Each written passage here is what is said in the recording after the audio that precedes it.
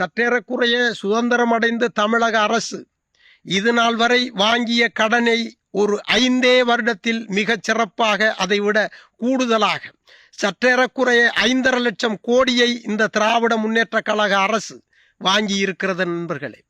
இந்த கடனை எப்படி வாங்கினார்கள் என்பது வேறு விஷயம். அது அரசு அதற்குரிய வழிமுறைகளை செய்து வாங்கிவிடும். அந்த கடனை வாங்கி என்ன நற்பலன்கள் முன்னெடுத்தார்கள் என்பதை யாராவது என்றாவது சிந்தித்ததுண்டா நண்பர்களே?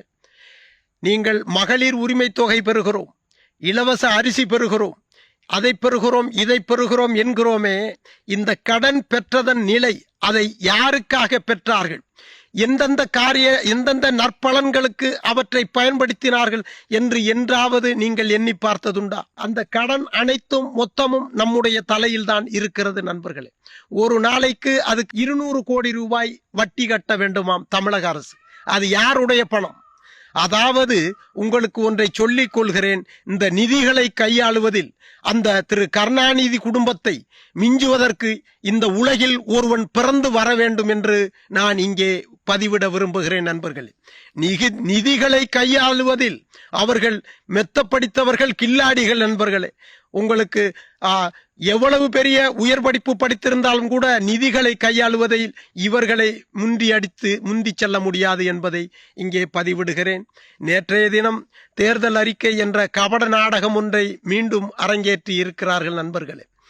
ஏற்கனவே அறிவித்த அந்த தேர்தல் அறிக்கையில் உள்ள விஷயங்கள் ஆகப்பெரும் விஷயங்களான மாணவர்களுடைய நலனையோ, விவசாயிகளுடைய நலனையோ, அரசு ஊழியர்களுடைய நலனையோ எந்த நலனும் செய்யவில்லை. அதாவது கரும்பின் விலை உயர்த்தவில்லை, நெல் குவிண்டாலுக்கு விலை உயர்த்தவில்லை, மாணவர்களுடைய நீட்டு தேர்வு மற்றும் இந்த கல்வி கடனுடைய பிரச்சனைகளை தீர்க்கவில்லை, அரசு ஊழியர்களின் ஓய்வூதிய திட்டத்தை நிறைவேற்றவில்லை, பகுதி நேர ஆசிரியர்களை முழுமையான பணியாளர்களாக ஆக்குவேன் என்ற நாடகமிட்டார்கள், அவற்றை நிறைவேற்றவில்லை.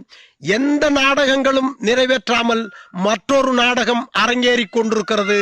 அதையும் இந்த தமிழக மக்கள் பார்த்து கொண்டிருக்கிறார்கள் நண்பர்களே.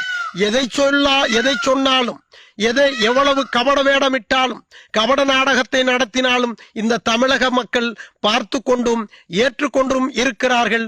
ஊடகம் நம்முடைய கையில் இருக்கிறது, எதை வேண்டுமென்றாலும் நாம் நிலைநிறுத்தலாம் என்று எண்ணிக்கொண்டிருக்கிறது இந்த காபந்து திராவிட முன்னேற்ற கழக அரசு. மக்களே, நன்றாக சிந்தியுங்கள். இவர்கள் சொல்வதை எது உண்மை இருக்கிறது என்று சிந்தியுங்கள். அனைத்து மகளிருக்கும் உரிமை தொகை என்று 1,30,00,000 மகளிருக்கு மட்டுமே கொடுக்கிறார்கள்.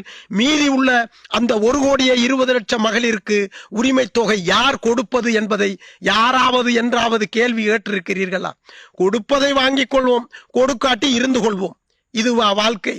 மனிதன் ஒன்றை செய்கிறான், நம்மை ஆள்கிறவன் என்றால் நாம் அவற்றை சீர்தூக்கி பார்க்க வேண்டும் நண்பர்களே.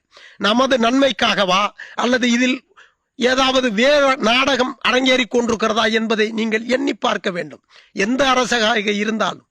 அதே போன்று நமது ஆலங்குடி தொகுதியில் இந்த அமைச்சரின் நாடகங்கள் உண்மையில் நல்ல வேளை நடிகர் திலகம், சிவாஜி கணேசன் அவர்கள் எல்லாம் இருக்கவில்லை. இருந்திருந்தால் இப்பேற்பட்ட இந்த முன்னாள் அமைச்சரை போன்ற நபர்கள் எல்லாம் பார்த்தால் அவர் ஊரை விட்டே ஓடி இருப்பார். இவர்களோடெல்லாம் நாம் போட்டி போட முடியாது என்று அவ்வளவு சிறப்பாக நடிக்கிறார் நண்பர்களே.